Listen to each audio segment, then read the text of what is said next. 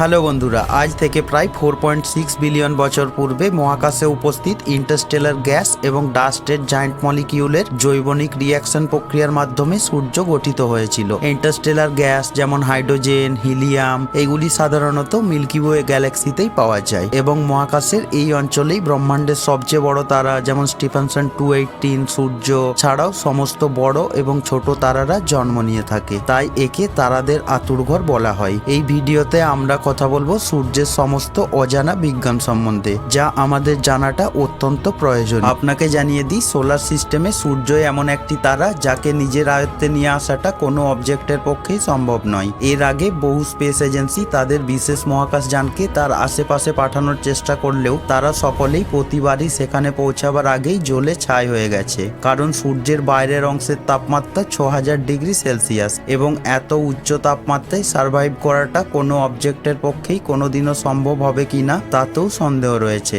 আর এত উচ্চ তাপমাত্রায় স্ট্রাগল করে সেখানে পৌঁছে গেলেও সূর্য সম্পর্কে বেশি তথ্য কালেকশন করা কোনো দিনই সম্ভব হবে না, কারণ আমরা সূর্যের ভেতরে যত প্রবেশ করার চেষ্টা করব ততই তাপমাত্রা বৃদ্ধি পেতে থাকবে এবং এক সময় সেই তাপমাত্রা সূর্যের কেন্দ্রে পৌঁছে 15 মিলিয়ন ডিগ্রি সেলসিয়াসে পৌঁছে যাবে।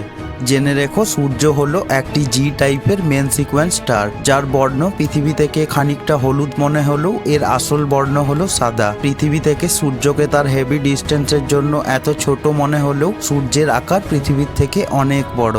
এর ব্যাসার্ধ পৃথিবীর প্রায় 109 গুণ। তাই সূর্যের আকার তুলনা করলে একথা বলা যেতে পারে সূর্যের মধ্যে 130 লক্ষ পৃথিবীকে ঢোকানো যেতে পারে। এছাড়াও আমরা যদি 4 ট্রিলিয়ন সংখ্যক 100 ওয়াটের বাল্বকে একসাথে জ্বালাই, তাহলে এইগুলি যতটা আলোক শক্তি উৎপন্ন করবে তা সূর্যের আলোক শক্তির সমানুপাতিক হবে বলে মনে করা হয়। আমরা সকলেই জানি সূর্যের উজ্জ্বলতার কারণ হলো তাতে উপস্থিত হাইড্রোজেন গ্যাস এবং এটি নিউক্লিয়ার ফিউশন প্রক্রিয়ার মাধ্যমে সূর্যে উপস্থিত হাইড্রোজেন গ্যাসকে হিলিয়াম গ্যাসে কনভার্ট করার মাধ্যমে শক্তি উৎপাদন করে থাকে। কিন্তু এখন সবচেয়ে বড় প্রশ্ন হলো, আমাদের সৌরমণ্ডলের সমস্ত গ্রহই সূর্যকে আবর্তন করলেও সূর্য কাকে আবর্তন করে? আপনাকে জানিয়ে দিই, সব গ্রহের মতো সূর্য কিন্তু স্থির নয়। এটিও মিল্কি ওয়ে গ্যালাক্সিকে ক্রমাগত আবর্তন করে চলেছে বলে মনে করা হয়। এর কক্ষপথের সময়কাল হলো 25 কোটি বছর, অর্থাৎ সূর্য মিল্কি ওয়ে গ্যালাক্সিকে এক পাক দিতে 25 কোটি বছর নিয়ে থাকে।